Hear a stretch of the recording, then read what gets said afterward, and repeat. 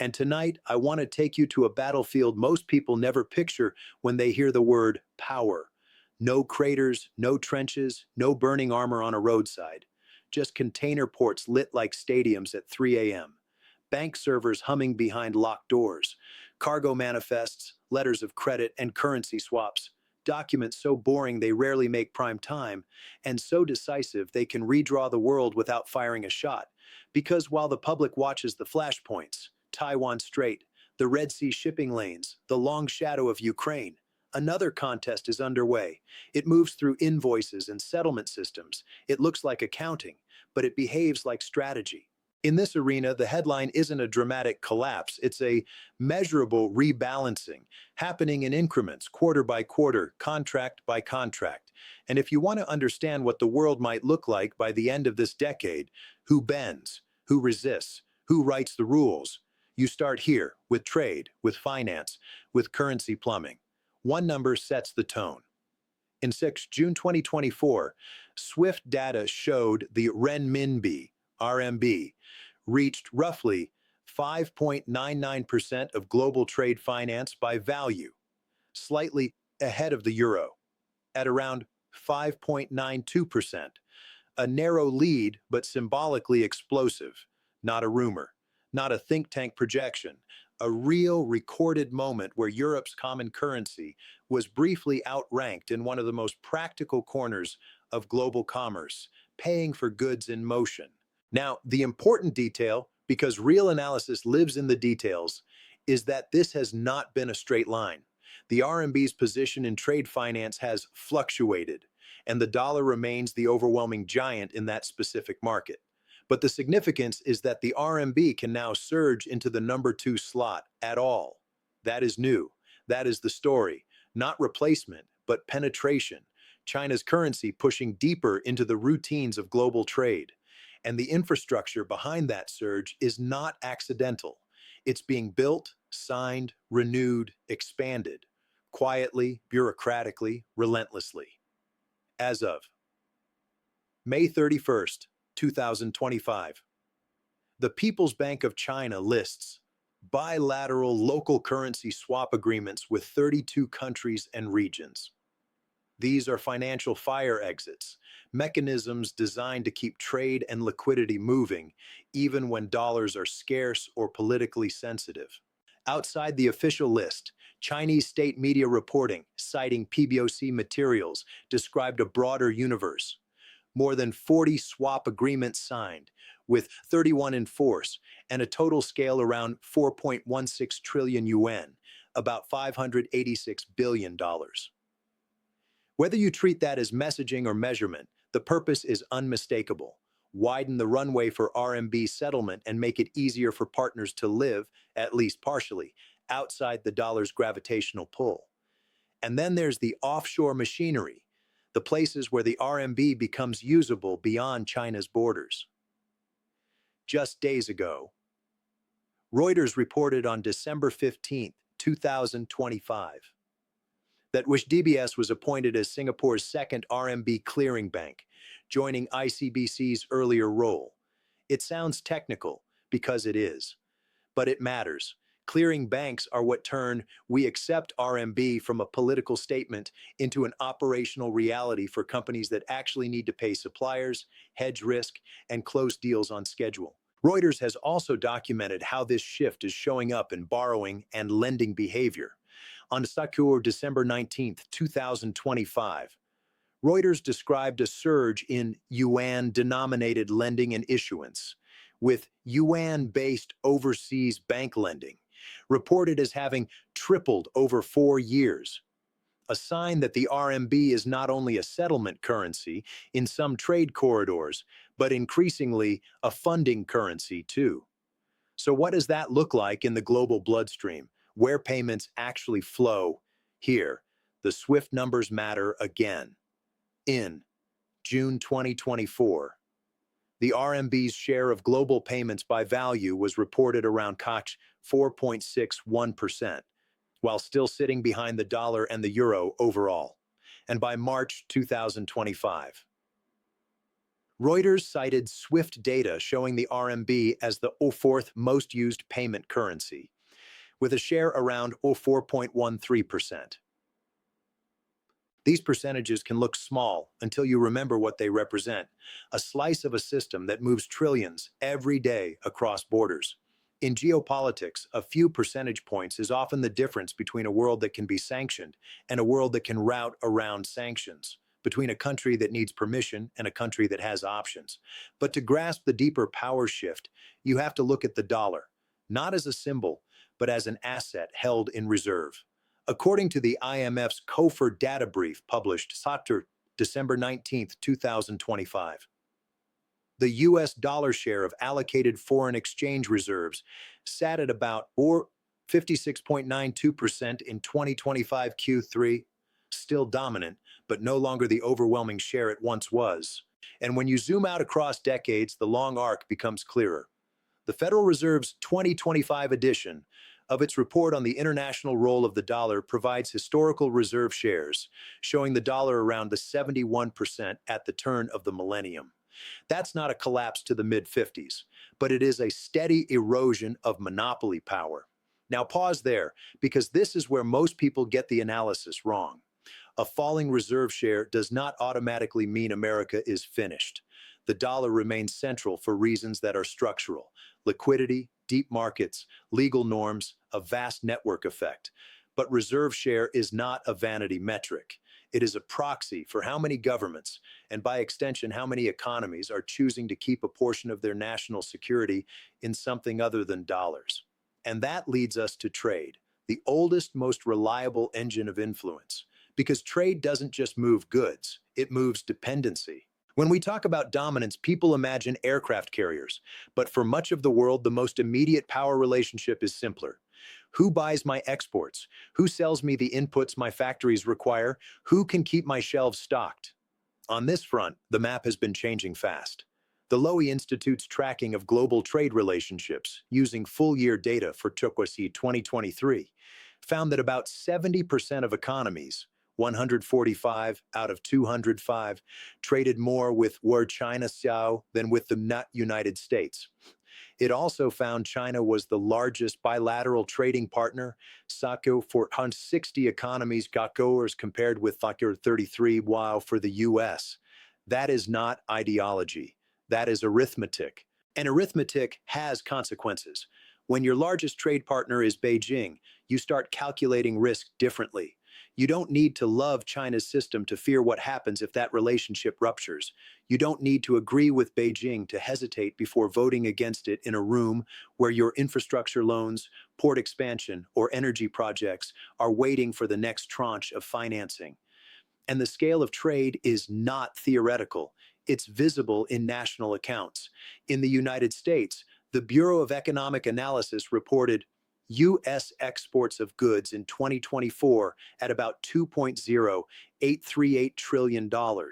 In China, official customs reported totals carried by Xinhua and published on China's government portal indicated 2024 exports of about 25.45 trillion yuan, roughly $3.47 trillion, said at the conversion used in that release.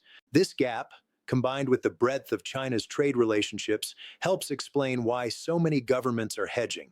Not because they're switching sides, but because they're trying not to be trapped in a single system when the world is getting harsher, more transactional, and more sanction-heavy by the year.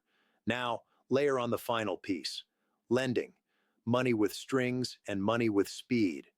Aid data, which tracks China's overseas finance at project level, has described China as a major global creditor over the 2000 to 2023 period, and in commentary on newly collected data has stated that China lent roughly $140 billion globally in 2023, remaining a very large official creditor, while also arguing that Beijing outspent the World Bank by a significant margin that year.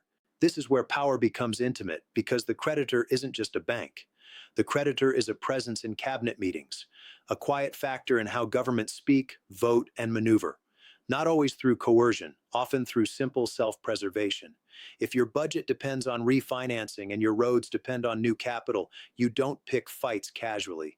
And this is the new shape of influence, not conquest, but optionalities, the ability of states to choose alternatives, to shop for credit, to settle trade in currencies that don't require passing through New York, to build ports and power plants with financing that arrives in months instead of years. So the question isn't, is the dollar dead? It isn't. The question is more surgical and more unsettling for Washington. How much of the world still has to pass through American gates to function? The first time you really see a power shift, it isn't in a summit photo or a missile test. It's in an atlas, quietly, almost offensively calm, where shipping routes and trade ledgers begin to glow in new colors. Because influence is not only who has the biggest navy, it's who sits at the center of everyone else's commercial oxygen supply, the buyer of last resort, the supplier of first necessity, the financier who answers the phone when the runway lights go out. In January 2025, Australia's Lowy Institute published a data snapshot mapping trade integration from 2001 to 2023, and the picture is stark. About 70% of the world's economies, 145 out of 205, trade more with China than with the United States. And in 2023, China was the largest bilateral trading partner for 60 economies, compared to a 33 for the United States. This is not a talking point. It's a measurable reorientation of the global economy's daily habits, imports, exports, and supply chains that determine whether factories stay open and whether governments keep their promises to their people. But trade statistics, on their own, are still too clean, too clinical. So let's translate them into what they actually mean on the ground. They mean that in dozens of capitals across continents and political systems, the most sensitive meetings no longer begin with military briefings. They begin with a simple question. What happens if Beijing sneezes? What happens if the market closes, if shipping insurance spikes, if a single customs policy changes, if a major Chinese buyer cancels a long-term contract?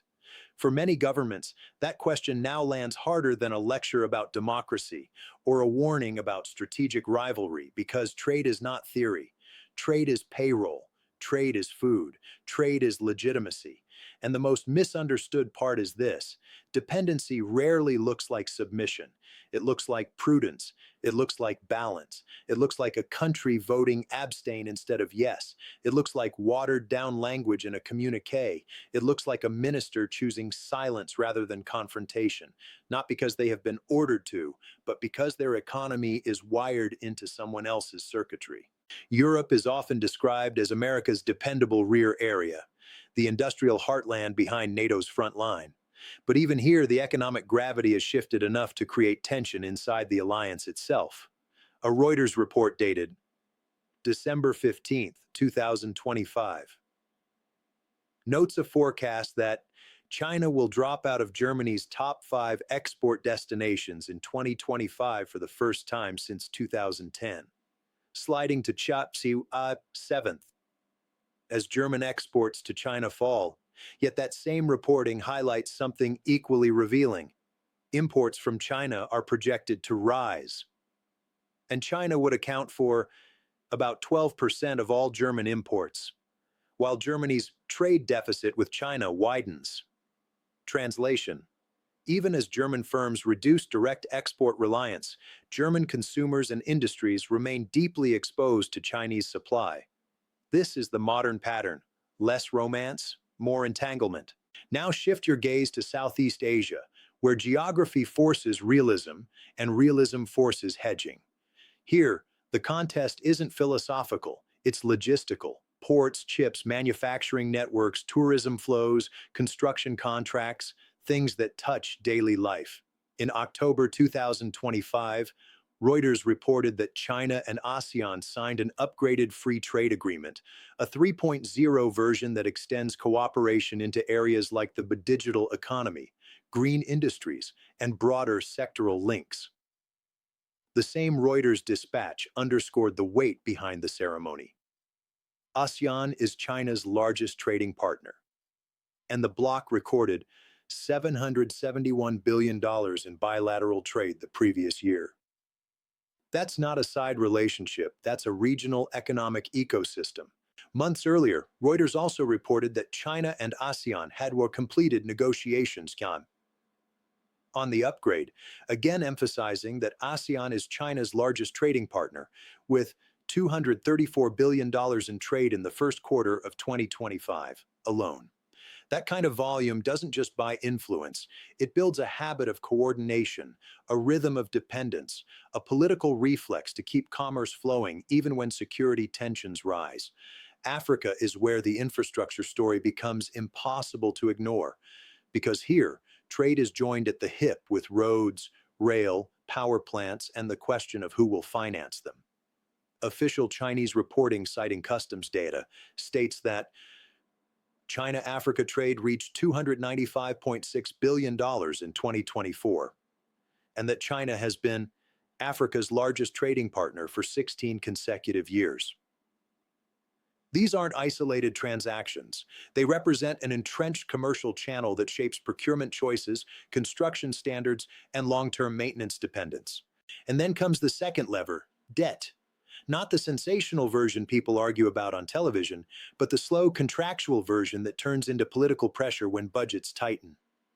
In May 2025, reporting on a Lowy Institute study warned that developing countries owed about $35 billion in debt repayments to China in 2025, with $22 billion as of that burden falling on 75 of the world's poorest countries.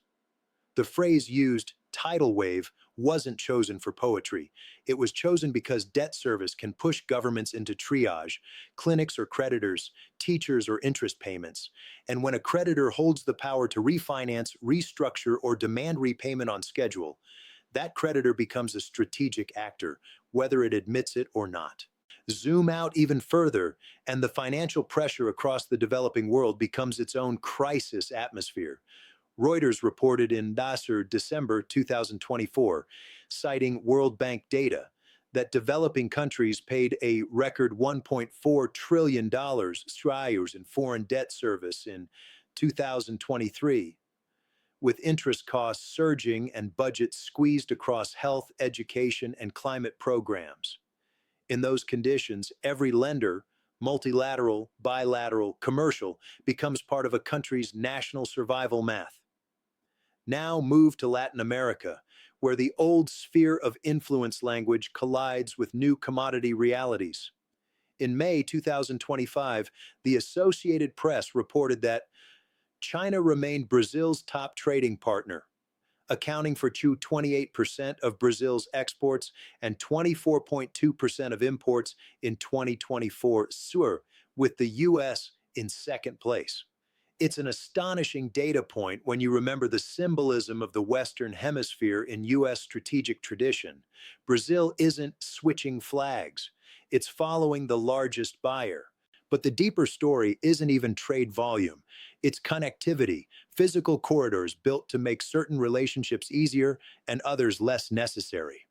In October 2024, Reuters reported that Peru's Chinese-built Achanse port, constructed by Casco Shipping, was preparing a soft launch with 2 container ships per week to Shanghai. Intended to operate through May 2025, during its early phase, the ambition was explicit: a hub in South America-Asia trade, with feeder connections planned to consolidate cargo from neighboring countries. The port isn't a speech, it's a mechanism. It shortens routes, reshapes insurance decisions, attracts new logistics firms, and creates a material argument for why Asia-bound trade should flow through a node tied to China's commercial network. And if you want to understand why ports matter so much, look at what happens when they become bargaining chips. Reuters reported on December 16, 2025, that China was pushing for a controlling stake were in negotiations over a major Panama ports deal near the canal, one of the most sensitive choke points on the planet. Whether the final structure becomes equal partnership or majority control, the fact that this is even on the table tells you something. This is not simply trade. This is positioning. Now, the Middle East, long seen as America's hard power arena, shows how economic gravity can unlock diplomatic opportunity. In March 2023, the world watched as Saudi Arabia and Iran agreed to restore diplomatic relations in a deal brokered with China's help, widely covered as a geopolitical win for Beijing's growing mediator role. It was a moment that signaled not the end of U.S. influence, but the end of U.S. exclusivity. Fast forward to last December 2025, and Reuters reported China's foreign minister urging Gulf states to finalize a long pending free trade agreement with China, framing it as a response to global protectionism and an anchor for deeper ties. Energy, green industry, investment, this is commerce as diplomacy, diplomacy as commerce braided together. So when people ask, what does a power shift look like? This is the answer. It looks like a world where trade integration tilts, where debt service tightens, and where ports become strategic map pins. It looks like governments building foreign policy around supply security and financing access rather than slogans. It looks like influence exercised not through invasion, but through infrastructure and invoices. And now we reach the next layer, the one that turns economic reach into something harder, more resilient, and more dangerous. The Sachui financial and payment architecture that allows trade to keep moving even when politics turn hostile.